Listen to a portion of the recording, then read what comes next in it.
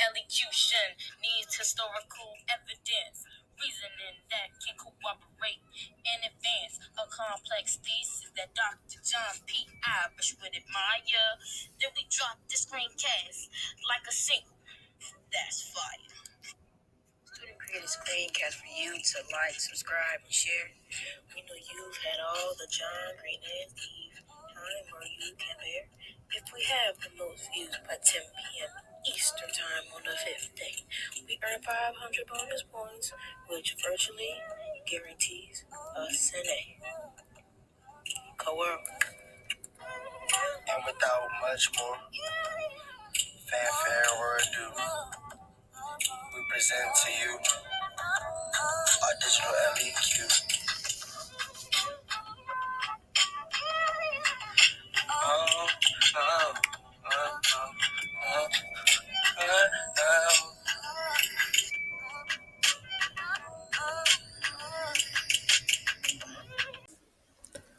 Hello, historians. Today's lesson and/or screencast is about unfree labor systems from 1450 to 1750.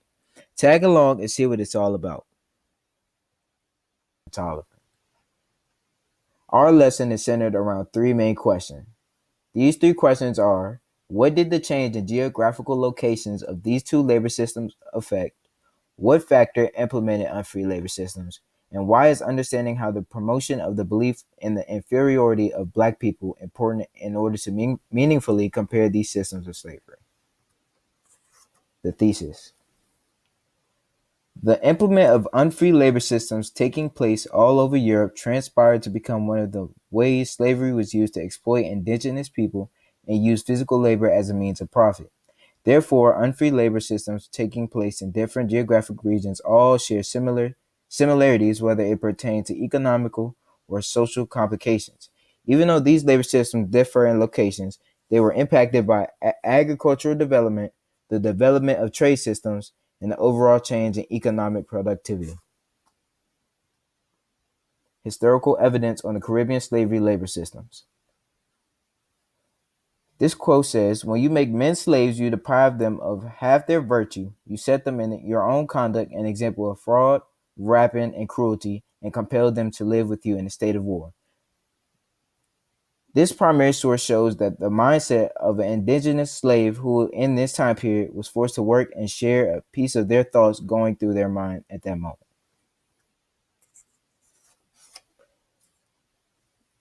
Historical evidence part 1. Africans were forcibly brought to British-owned colonies in the Caribbean and sold as slaves to work on plantations. 5 million enslaved Africans were taken to the Caribbean, almost half of whom were brought to the British Caribbean.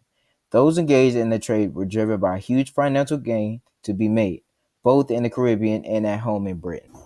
The similarities between Caribbean slavery and Russian serfdom all came down to each government's efforts during this time period to increase economical and agricultural production. The features of the Caribbean labor systems included ordinary people from all races and regions who were forced into a system of gang labor that gave them zero independence in a harsh farming environment. They were shipped off to sugar colonies across the Atlantic, producing big crops of that time. Historical evidence on Russian serfdom labor systems. Serfdom was different from slavery. Serfs became a term used to classify an unfree peasant who lived in the Russian Empire. This term was established because the Russian government's economy wasn't looking too good. They had to make up for the lost money and low amounts of labor somehow. So, at their will, landlords bought and sold these people, forcing them no other choice to adapt to this form of task labor that gave them some independence yet harsh conditions to work in. Historical evidence, motives, similarities, and differences. The basic similarities and differences between Russian serfdom and Caribbean slavery was one was used for initiating and being able to maintain the labor pool for a higher class. Caribbean slaves were bought and sold and basically used to increase profits and trade for Europeans in the agricultural aspect. The motives that led to this practice, mercantilism through slave labor and serfdom led to the effects on each region. For the Russian Empire, creating this process allowed them to grow economically, however, the population dropped. In the West Indies, after slaves were freed, they were independent, however, they owned nothing.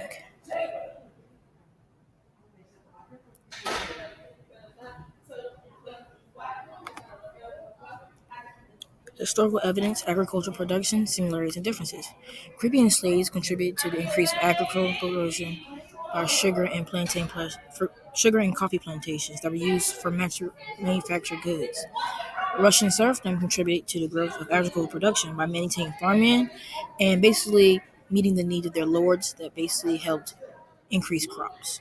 Both slavery and serfdom contribute to this growth in different ways using similar methods, such as farming, producing agricultural goods for different regions, bettering trade relationships between different areas, but that basically in turn hurt the lower class. Contextualization. To sum this up, forced labor existed in the Middle Ages all over Europe. Caribbean slavery and Russian serfdom were two types of unfree labor systems that took place during that time period. Both were affected by impacts of trade, agricultural growth, and overall change in economic productivity. As these things happened, they basically increased agricultural development, and this was on the rise for development of commercial plantations, mines, and factories. This was the main way people got their profit. This made economic and political growth in other regions increase.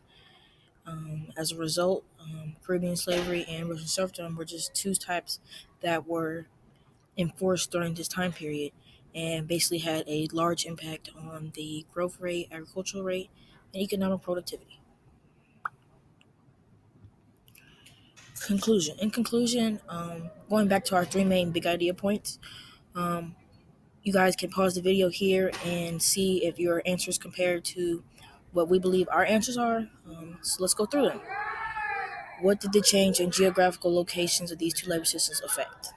We said the work that was done in these different agricultural spots, it limited freedoms and the benefits of work that was being done. Second question, what factor implemented unfree labor systems?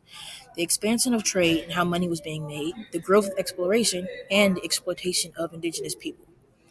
Why is understanding how the promotion of the belief in the inferiority of black people important in order to meaningful compare these systems to slavery? Understanding the promotion of inferiority plays a big part in how the execution of the systems of slavery were handled. Although many races went through slavery, the inferiority complex was mostly against darker skin and it resulted in different outcomes in history.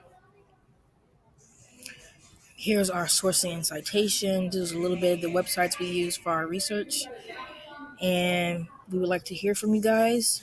Make comments below how you think we did.